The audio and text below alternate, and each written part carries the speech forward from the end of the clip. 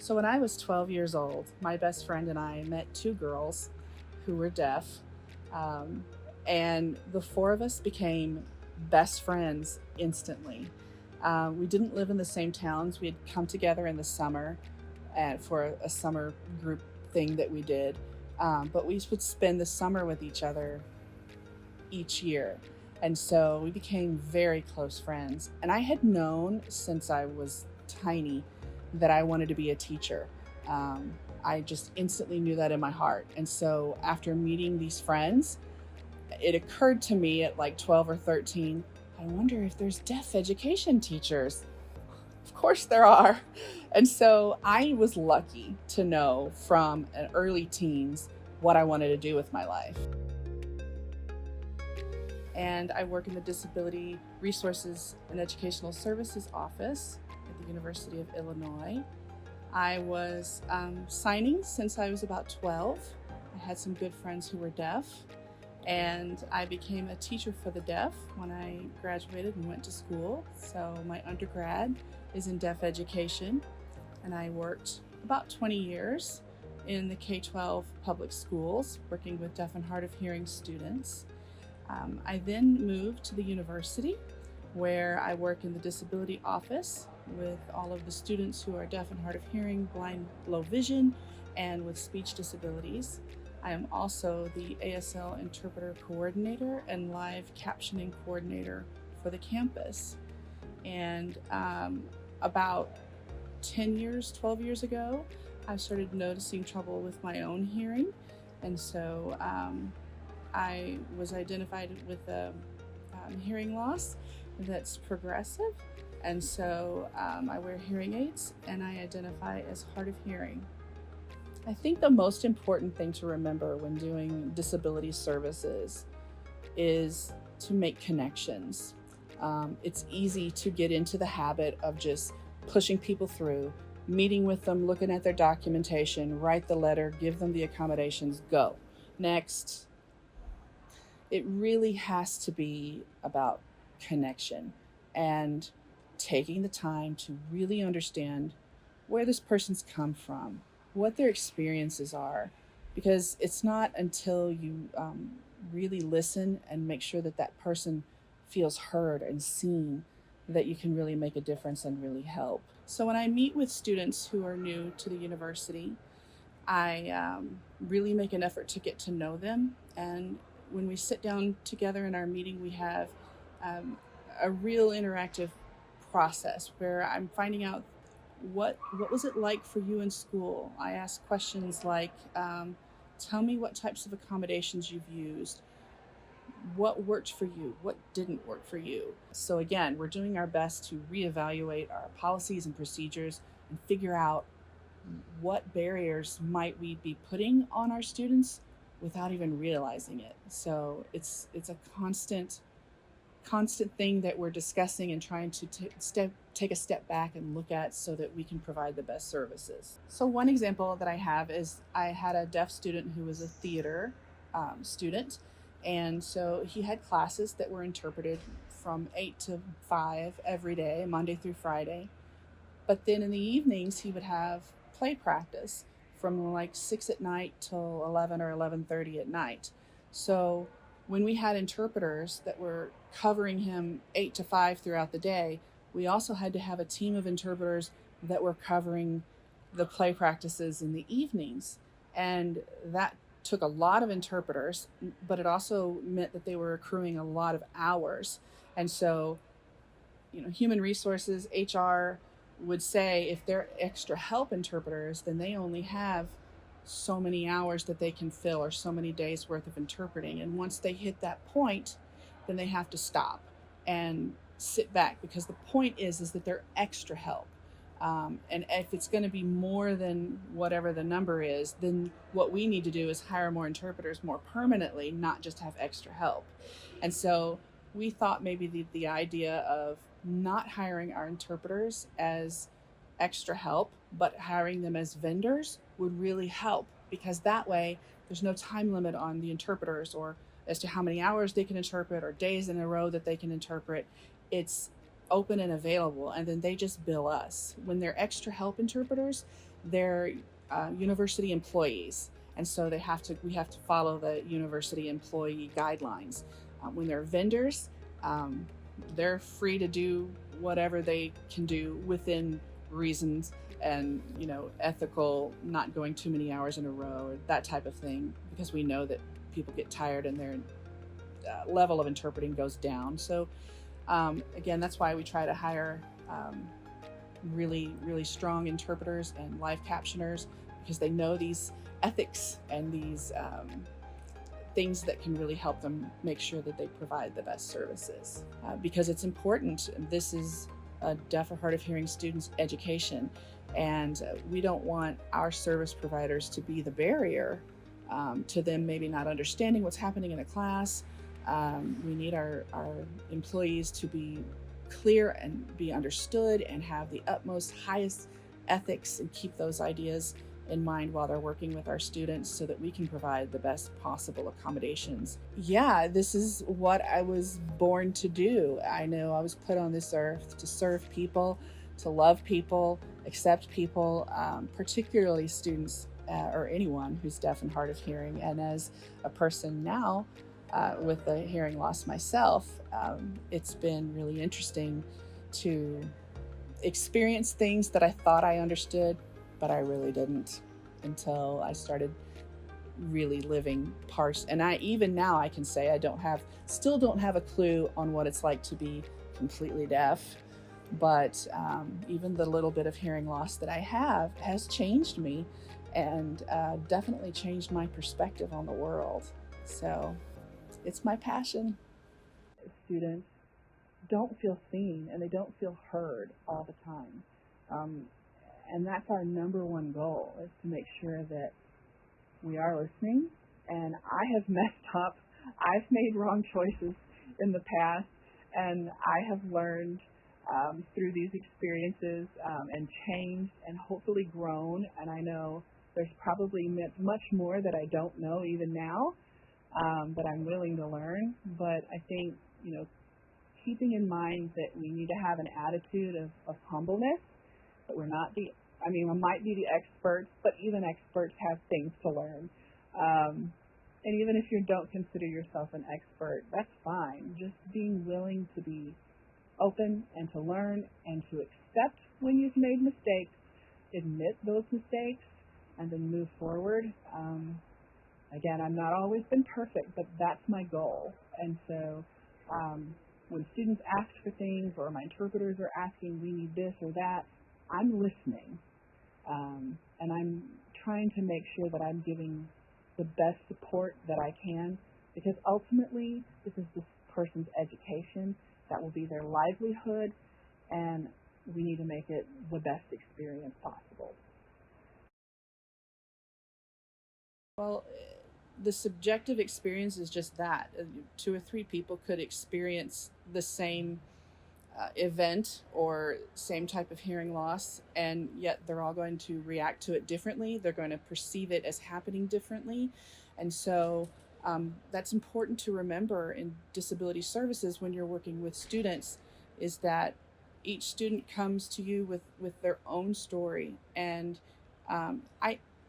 because I have an undergrad in deaf education, and I took a lot of audiology and speech pathology courses, I know how to read an audiogram, and I know that when I look at an audiogram and I see certain types of hearing loss, I can guess that this person will probably need A, B, and C accommodations, but it's not set in stone, and I could be wrong.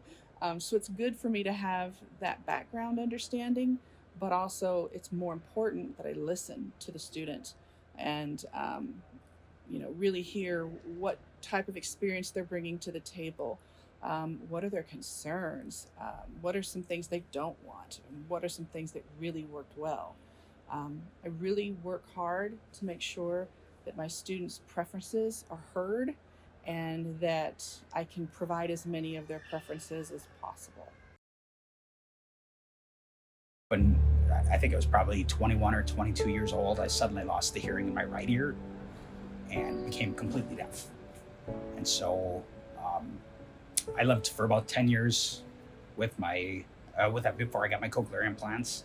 I went to UWM, the University of Wisconsin, Milwaukee, and I learned sign language there. I learned about my place in the deaf community and a lot about like deaf culture and deaf history, and just really kind of immersed myself in everything related to deafness. I'm an access specialist. I'm also a counselor, and I used to work specifically with deaf and hard of hearing students, and now I've actually taken on more responsibilities. So I work with just about any disability out there, but the responsibility for deaf and hard of hearing students still falls on almost exclusively on my caseload. So I work with students to establish accommodations for their classes. That can mean for a deaf student, sign language interpreting, real-time captioning services, coordination of FM systems. We have a partnership with a local audiologist for taking care of that kind of stuff. But taking it a little bit further,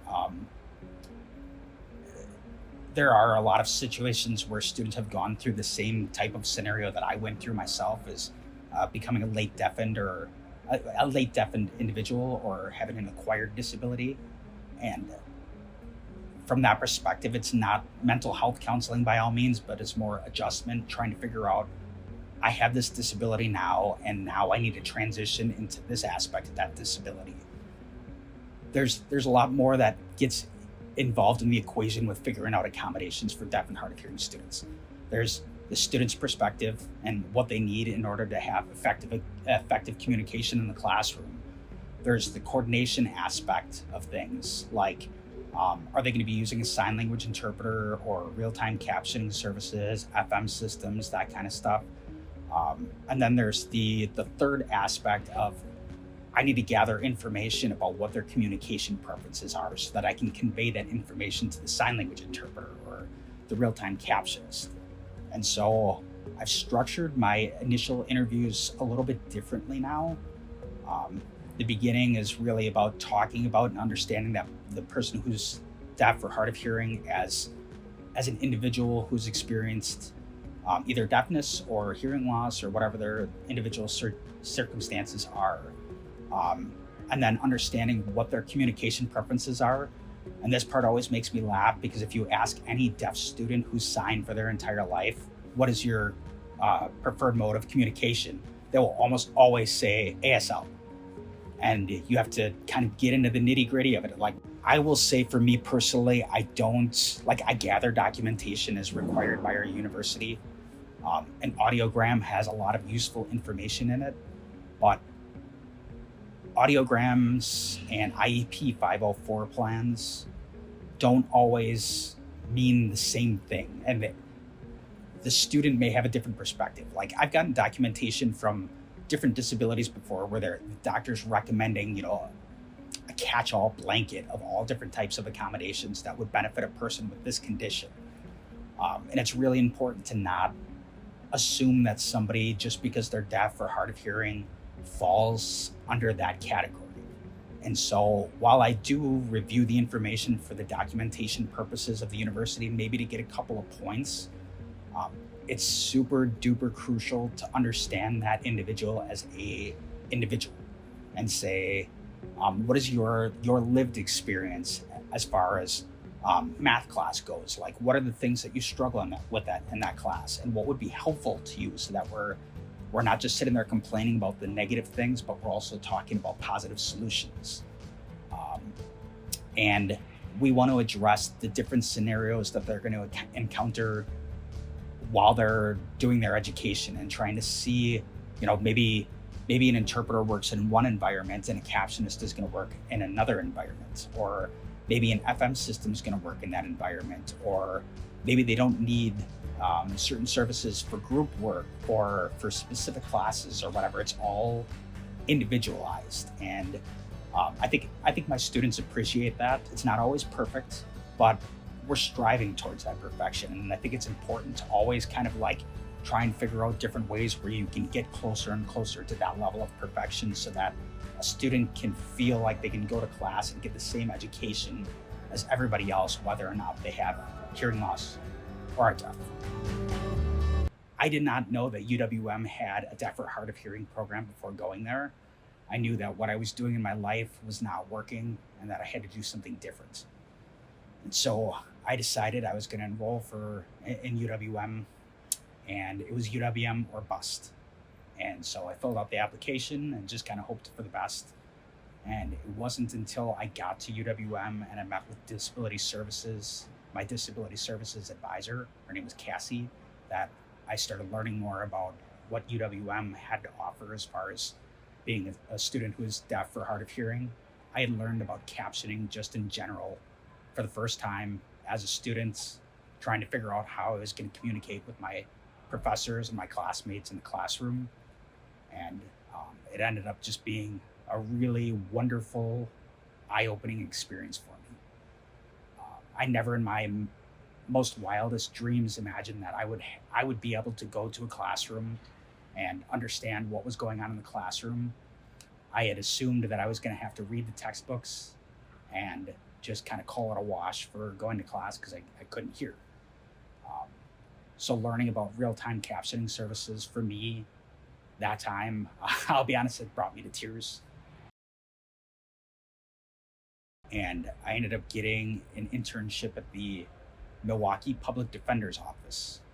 And the job was to work something called deferred prosecution agreements with clients who were at the public defender's office who were incarcerated for any number of different reasons.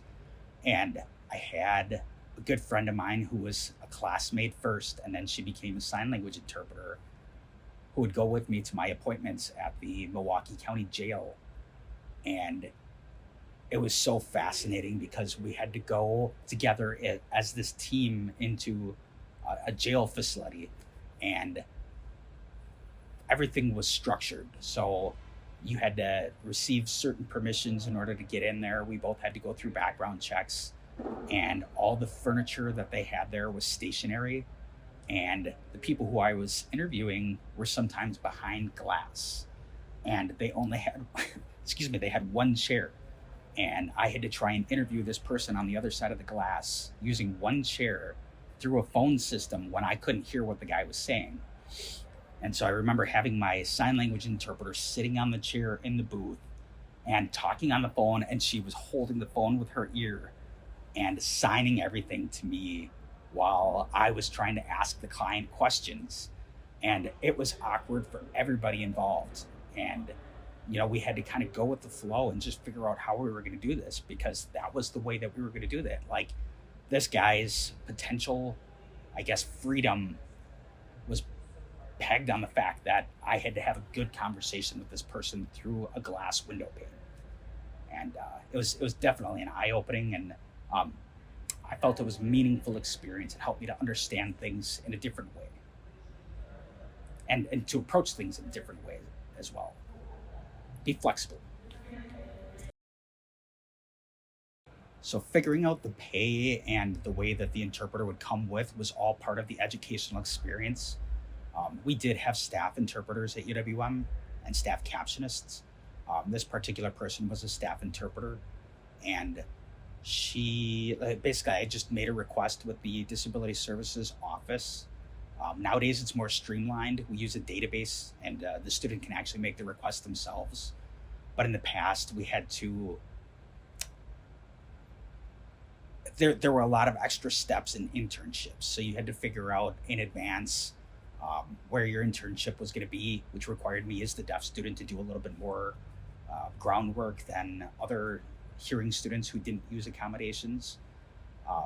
I had to find out when the internship was going to happen before the semester started. So what days of the week, what times I was going to be at the office, what times I was going to be doing interviews, going to the jail. It definitely was a learning curve, because even for the people who were working the public defender's office, because they had never encountered this before. So just trying to juggle all those different obstacles all at the same time. I could see somebody who had less planning abilities, or less anything, and it probably would have been a very difficult scenario for them. But once we figured it out, we basically planned for more than we needed. So we would say the interpreter would be with me for the entire 8 hours, at the beginning, and then we would start to whittle it down based on what I was doing on that particular day or on that particular time, and it all just kind of worked out. It was a lot of communication between us, but it was a positive experience. I really come to this practice from a mental health background. So I was trained as a mental health therapist. But through my experience working with children and adolescents in mental health therapy, I became very interested in disability education and disability education law. So what were the laws that governed that access to education? So after leaving mental health practice, I worked for a law firm called the Protection and Advocacy System, which is available in all 50 states. And I learned there much more about disability rights, disability education, and compliance, Section 504 and the ADA, and how they pertain to both K through 12, but also post-secondary education. With that knowledge, I transitioned into being a disability resources provider in a post-secondary setting. And it's really something that I have been passionate about for some time. With my knowledge and understanding and focus on the law. So from my experience at the Protection and Advocacy, I moved into a role of being a disability resources provider at a post-secondary setting, because that was something I was really interested in ensuring that level of educational access. I would say my primary expertise lays in the area of taking the law and learning how to practically implement that so that it is effective on a day-to-day basis. So how can we take the requirements, the obligations that the law sets out, and use those as a foundation for our practice to implement a program at an institution that ensures and guarantees that access for students with disabilities and for our students who are deaf, hard of hearing. The other thing I think about that is, even if there's a circumstance in which you're engaged with a student around no-showing or cancellation, you always want to keep in mind that that does not negate your responsibility and obligation to provide effective communication. So removing services from a student, not making them available to them anymore simply because, right, they didn't show up, isn't an appropriate approach. Now, there may be a time because of their no-shows when you want to be with them and engaged around that process, especially the request process, that you may suspend a service in order to have that student come in and see you as an impetus for some communication with them. But it's never going to be appropriate to say, okay, I'm sorry, you don't get this communication access service ever again because of what happened. So different schools may use different systems, some centralized and some decentralized, for implementing and funding accommodations. When it comes to communication access services, a centralized system really has the benefit where there's one office that accepts all of the requests and coordinates and implements all of the services. A key benefit there is that we know what's happening around campus.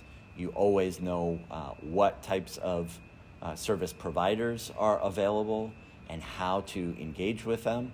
There's one point of contact making these arrangements and funding the services. So it's, in my estimation, a lot easier to keep track of and to implement given the resources that you have at your disposal. The requirements are that the institution provide primary consideration to the student's preferred method of access. That essentially means that we should be providing the type of access that the student wants. In the law, it does stipulate that you can provide an equally effective alternative to that particular request. However, the Title II standard for public institutions is stricter than the Title III standard. And again, it's that primary consideration. But of course, in the end, the arbiter of effective communication is going to be the student, right? They know what is the best way for them to engage in that process and to receive access. So understanding and engaging with the student, if our role is to ensure that effective access, we want to make sure that we're providing the service that works the best for them in that area. Well, in a post-secondary education environment where we want students to have, equal benefit and equal educational opportunity, it's not like I'm coming in to buy a coffee, right? I need access to this high level of important and specialized information. I'm going to be in this program for a long period of time. So in order to support students in being successful and having that opportunity, even for a Title III institution, we really want to give that primary consideration to a student's choice.